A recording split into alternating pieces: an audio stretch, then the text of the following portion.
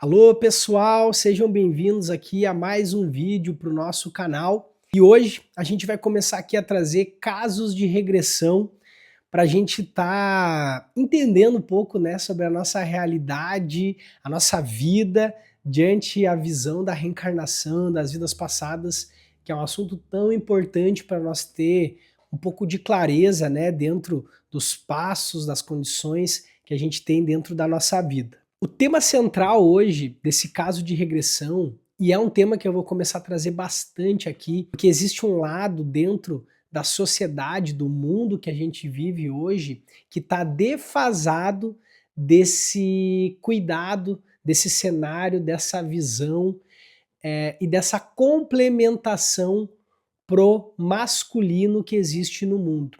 O assunto e o tema hoje vai ser sobre o sagrado feminino, a cura, né, desse sagrado feminino que a gente precisa estar olhando para dentro de nós, e é importante a gente trazer que nem só as mulheres possuem o sagrado feminino, os homens também têm o seu lado mais sutil, mais sensível, e esse lado, querendo ou não, é um lado que está muito em desvantagem no mundo. Porque quando a gente olha para o nosso mundo, ele foi construído pelo lado totalmente patriarcal, pelo lado totalmente machista, masculino, aonde existiu a imposição, né, o controle. E isso não fez bem para um lado do desenvolvimento da nossa humanidade, que é o lado sutil, o lado intuitivo, o lado amoroso. E por isso que hoje o mundo ele se encontra como ele está, aonde a gente avançou muito através da mente. Para quem não sabe, a mente tem uma representação do masculino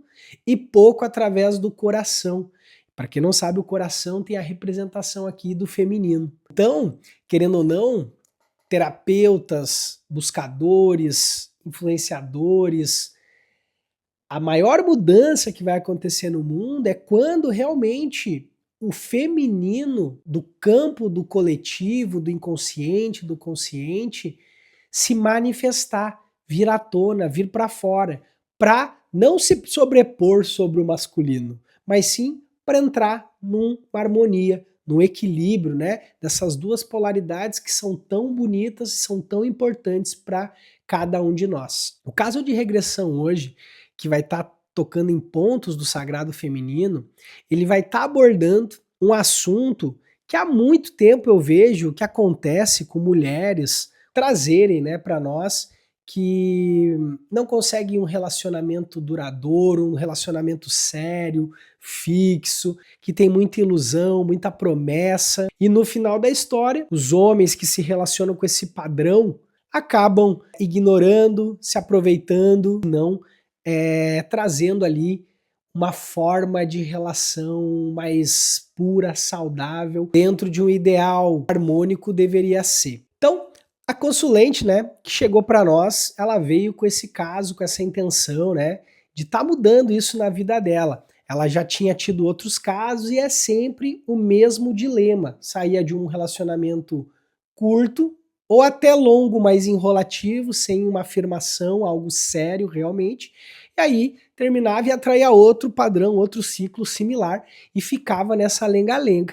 No caso dessa abertura, a pessoa chegou para nós, e aí a gente foi lá investigar, né? Vamos trabalhar, vamos limpar lá nas vidas passadas, entender, né, esse ciclo, essa dor, essa matriz que está impregnada ali no hábito inconsciente do espírito da persona, da transformação da mente aqui, na manifestação, né? Vamos lá trabalhar e vamos tá limpando, tá entendendo, tá perdoando, tá liberando, curando aquela persona lá de trás que pode ter vivido coisas que hoje acarretam para que inconscientemente a mulher ela tome decisões, escolhas através desse tipo de atração de relacionamento. Indo para a vida passada, começou que ela era uma menina muito sensitiva e tudo mais, alguns acessos, né, de sentimentos, emoções, confusões, até mesmo mediúnicas, e isso gerava muitos conflitos emocionais dela. E quando ela foi se queixar para os pais, Havia só julgamento, apontamento, afirmando que ela tinha problema, que ela estava viajando na maionese, que aquilo não fazia sentido, que aquilo era coisa do mal, que ela precisava ir na igreja se tratar para ver isso daí, espantar o que tá causando essas alucinações, né?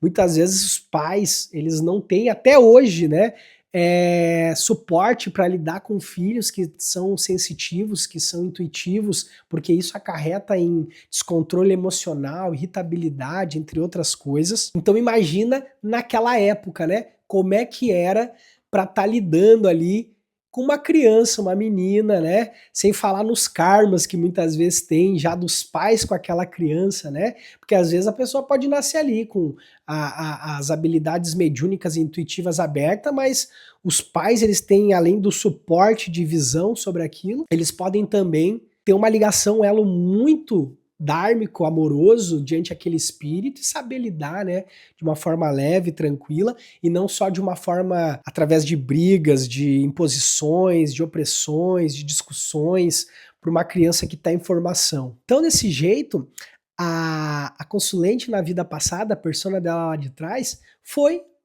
buscar ajuda na igreja.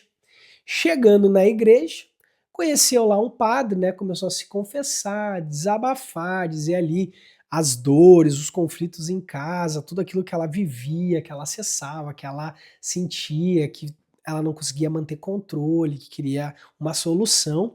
E aí, o padre, a partir daquilo ali, começou a trazer uma certa orientação e tudo mais. Com o tempo, ela achou um porto seguro ali, né? De confiança, de esperança, de fé, de união, de liberdade. E a partir daquilo ela acabou se apaixonando por aquele padre. Olha o caso, como é que é, para a gente entender no final e fazer analogia com a vida atual. Com o tempo, o padre, ele também tinha suas vulnerabilidades. E a partir daquilo dali, ele começou a dar esperanças e deixar entender que eles poderiam ter alguma coisa, um relacionamento. Com o tempo, eles acabaram se envolvendo, então isso acontecia escondido da igreja, né, e tal.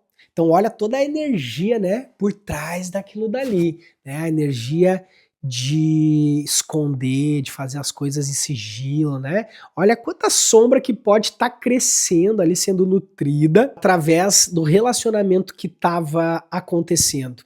E assim, sem julgamentos, né? Eu acho que quando o amor verdadeiro ele acontece, eu acho que não tem problema acontecer alguma coisa desse tipo, se realmente eles têm um propósito juntos, vai saber por Deus por que se cruzaram e se conectaram ali naquela vida, né? Porém, dentro dessa relação não era esse o caso. E acabou que a moça acabou tendo algumas gestações daquele padre e com isso ela acabou perdendo essas crianças, elas não foram geradas por fim, né?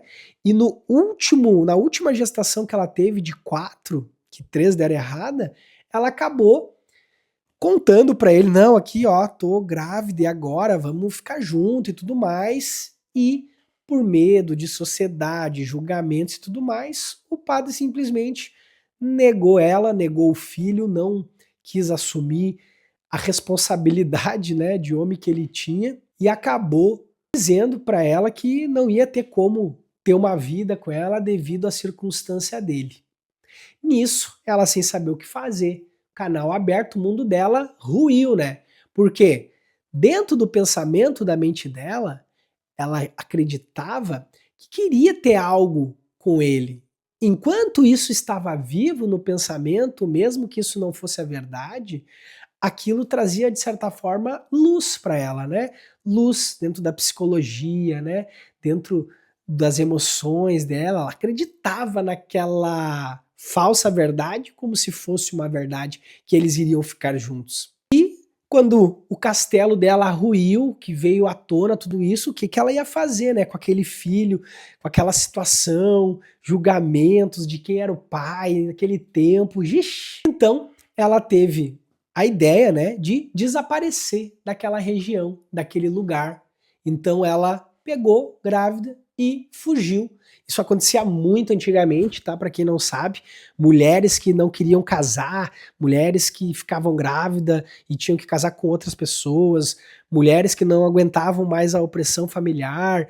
Ixi, transições por países de navegações. Nossa, cara, as mulheres foram muito guerreiras dentro desse contexto histórico assim do que foi vivido por elas, né? E nesse caso, esse padrão se repete. Ela acabou fugindo para tentar a vida em outro lugar. Então, a história se desenrola, né? Muita coisa pode acontecer nessa trajetória, mas para a gente não ir tão adiante e focar mais no padrão, a ideia é que, se reconstituindo num novo local, ela ainda, dentro dela, com a criança, a filha já tinha nascido e tudo mais, ela acabou ainda demonstrando esperança que um dia ela iria ficar com aquele padre.